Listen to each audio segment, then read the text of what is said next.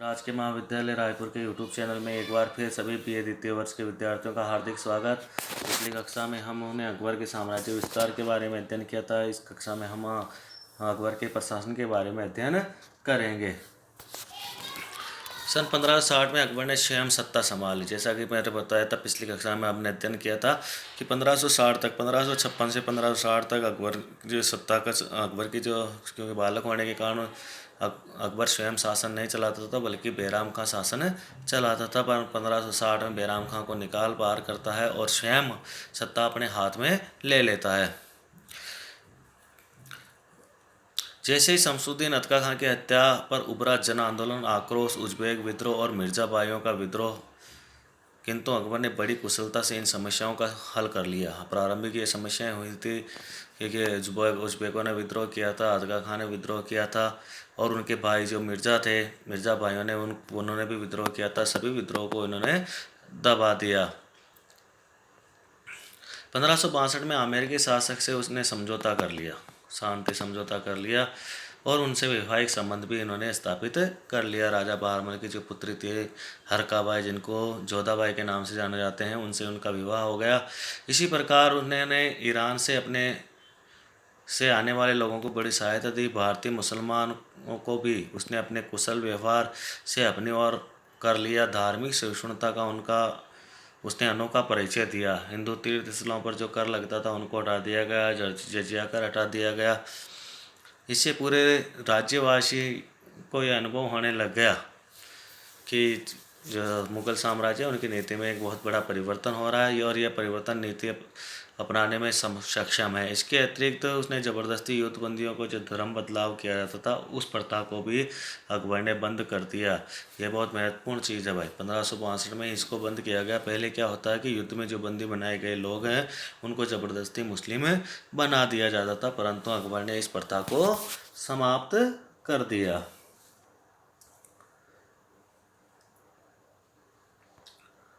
मुद्रा। अकबर का एक महत्वपूर्ण सुधार मुद्रा के क्षेत्र में हुआ। मुद्रा के क्षेत्र में इन्होंने महत्वपूर्ण सुधार किया। अकबर ने अपने शासनकाल में तांबे, चांदी, सोने की मुद्राएं प्रचलित की। इन मुद्राओं के पृष्ठभाग पर सुंदर इस्लामिक छपाई हुआ करती थी। अकबर ने अपने काल की मुद्राओं में कई बदलाव किए।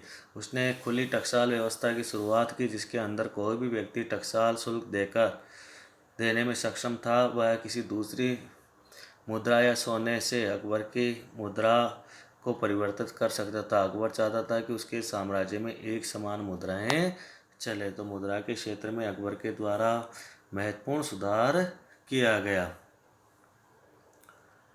राजधानी स्थानांतरण, इसके बारे में संक्षेप में हमने पहले भी पढ़ा था। पहले इनके बारे में पढ़ चुके हैं कि उन्होंने दो तीन को पहले तो राजधानी थी आगरा, फिर फतेहपुर सीकरी ले गए, बाद में लाहौर को भी राजधानी बनाया गया। तो ये हमने पिछली कक्षा में भी हमने अध्ययन कर लिया, परंतु इसमें ये थोड़ा फतेहपुर सीकरी के बारे में हम अध्ययन करेंगे। आगरा के मुगल जो राजधानी थी आगरा के निकट फतेहपुर सीकरी अपनी राजधानी ले गए।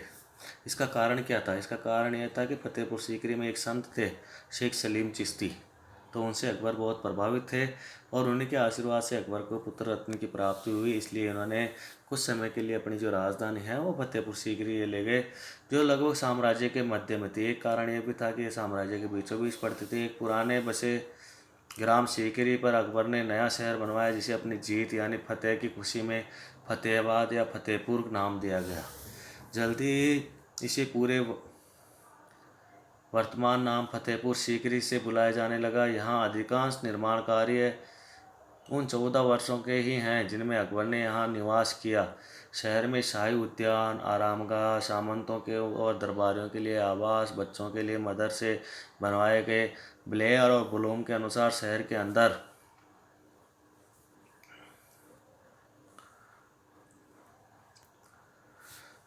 अंदर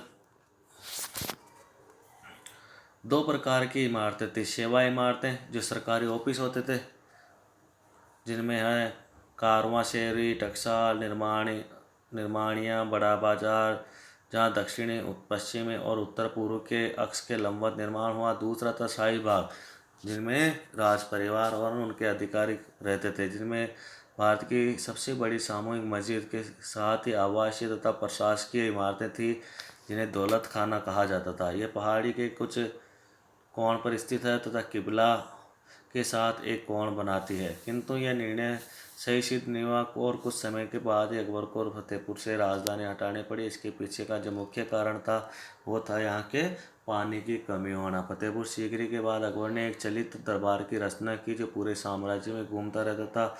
इस प्रकार साम्राज्य के सभी स्थानों पर उचित ध्यान देना संभव हुआ। बाद में उसने सन 75 में उत्तर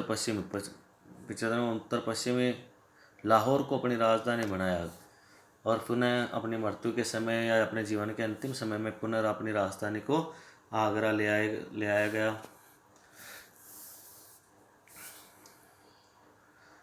आगरा शहर का नया नाम दिया गया अकबराबाद। आगरा शहर को क्या नाम इन्होंने दिया? अकबराबाद नाम दिया और साम्राज्य का सबसे बड़ा शहर बन गया। शहर का मुख्य भाग यमुना नदी के पश्चिमी तट पर बसा था। यहाँ बरसात के पानी की निकासी की अच्छी नालों से परिपूर्ण व्यवस्था बनाई गई। लोधी साम्राज्य द्वारा बनाई गई गारें, मिट्टी से बनी नगर की पुराने चारदीवारी को तोड़कर नई बलुआ पत्थर की दीवार बनाई गई। अंग्रेजी इतिहासकार ब्लेयर और ब्लूम के अनुसार इस लाल दीवार के कारण इनका नाम लाल किला पड़ा। आगे लिखते हैं कि यह किला पिछले किले के नक्शे पर ही कुछ अर्धवृत्ताकार बना।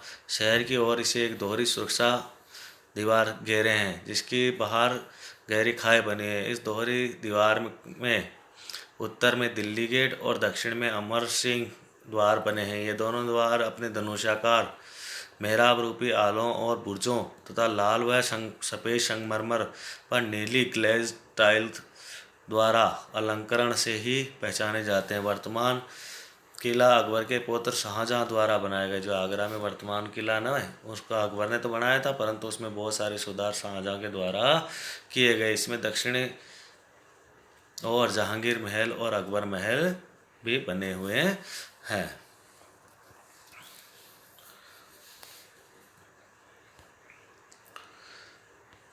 इसी के साथ आज का हमारा अध्ययन का विषय समाप्त होता है। कल हम अकबर की धार्मिक नीति के बारे में अध्ययन करेंगे।